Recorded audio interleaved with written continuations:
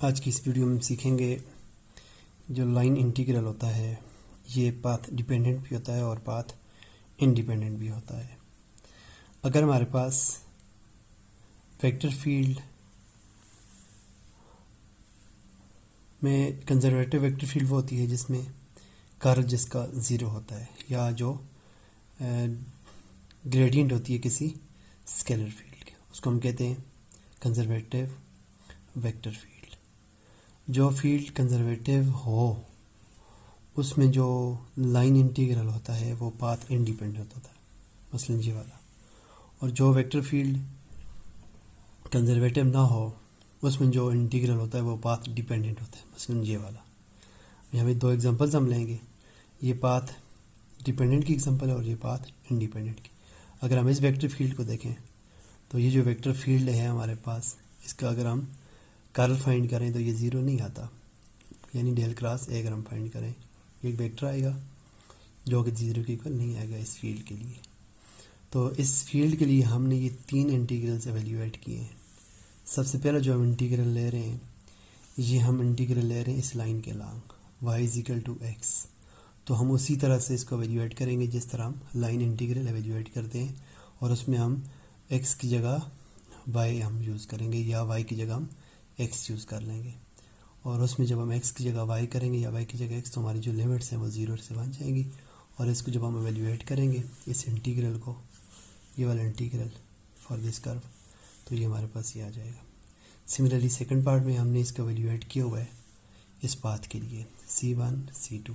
इसके लिए हम 0 से आ जाएंगे 1 1 पे, और फिर 1 0 से हम चले जाएंगे 1 1 पे। जब इधर से इधर हम आएंगे तो यहाँ पे x वेरी कर रहा है लेकिन y वेरी नहीं कर रहा, तो यहाँ पे dy 0 हो जाएगा।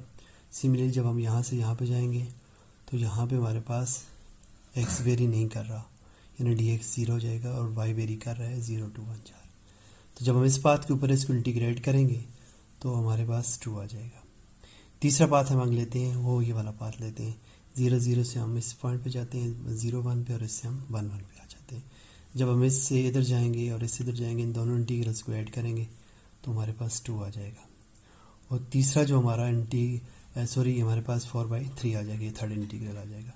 इन तीनों इंटीग्रल्स में देखें हमारे पास स्टार्टिंग पॉइंट भी सबका एक है और एंड पॉइंट भी सबका एक है, लेकिन स्टिल ये क्या हो रहा है कि जैसे हम पाथ चेंज करते हैं तो इंटीग्रल की वैल्यू चेंज हो रही है। इसकी वजह यह है कि जो हमने वेक्टर फील्ड ली हुई है ये कंजर्वेटिव नहीं है।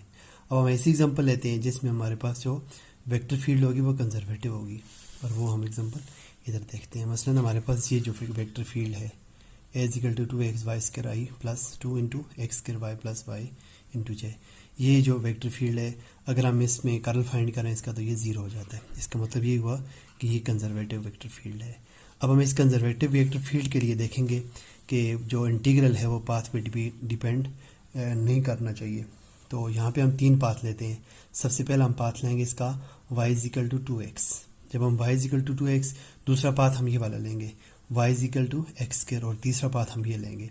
हम 0 0 से 2 0 पे आ जाएंगे और 2 0 से हम 2 4 पे चले जाएंगे। अब इन सारे इंटीग्रल का स्टार्ट पॉइंट और एंड पॉइंट सेम है।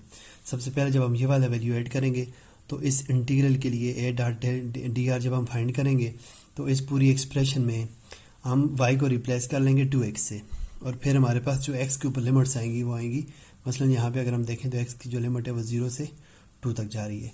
जब इसको हम वैल्यू ऐड करेंगे तो हमारे पास इसका आंसर आ जाएगा 80।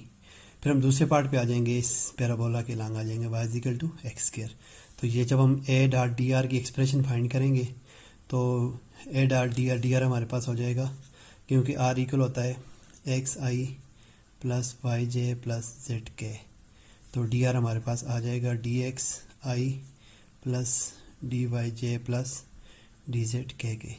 तो जब हम a dot D R find करेंगे, ये हमारे पास a आ गया, ये हमारे पास डी आर आ गया, इनका डॉट प्रोडक्ट लेंगे हमारे पास एक एक्सप्रेशन आएगी जिसमें x और y होगा, और हम y की जगह x² यूज़ करेंगे, और फिर हम लिमिट्स x के ऊपर लेंगे तो हम इस पैराबोला के ऊपर इंटीग्रेट कर रहे होंगे, और इसका आंसर भी हमारे पास 80 आ जाएगा।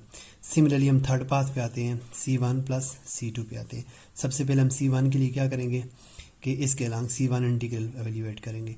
C1 इंटीग्रल में क्या हो रहा है, x वेरी कर रहा है 0 से 2 तक और y वेरी नहीं कर रहा।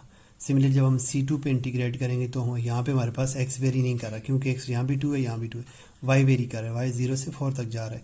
तो जब हम इन दोनों के ऊपर इंटीग्रल एवेल्यूएट करेंगे तो इन दोनों को जब हम सम करेंगे हमारे पास अगेन क्या आ जाएगा, 80 आ जाएगा। या हम इंटीग्रल उसी तरह से एवेल्यूएट करते हैं जैसे हम पहले से करते आ रहे हैं अपने पिछले लेक्चर्स में। तो यहाँ पे हमें ये पता चला कि जो कंजर्वेटिव फील्ड थी इसमें जो इंटीग्रल था वो उसने पाथ पे डिपेंड नहीं किया, यानी सबका आंसर सेम आ रहा है। हालांकि हमने 3 डिफरेंट पाथ चूज़ किए हैं, स्ट्रेट लाइन, पैराबोलिक और ये अगेन एक स्ट्रेट लाइन हमारे पास आ जाए, 2 स्ट्रेट लाइन आ जाती है। और जबकि जो फील्ड कंजर्वेटिव नहीं थी तो उसमें हमारे पास क्या हुआ कि इंटीग्रल ने डिपेंड किया पाथ के ऊपर। तो जैसे जैसे हम पाथ चेंज करते गए वैसे वैसे ये इंटीग्रल भी चेंज होता गया। तो हमें पता ये चला कि जो कंजर्वेटिव फील्ड होती है उसमें जो इंटीग्रल होता है वो पाथ पे डिपेंड नहीं करता, और जो फील्ड कंजर्वेटिव नहीं होती उसमें जो इंटीग्रल होता है लाइन इंटीग्रल वो पाथ पे डिपेंड करता है।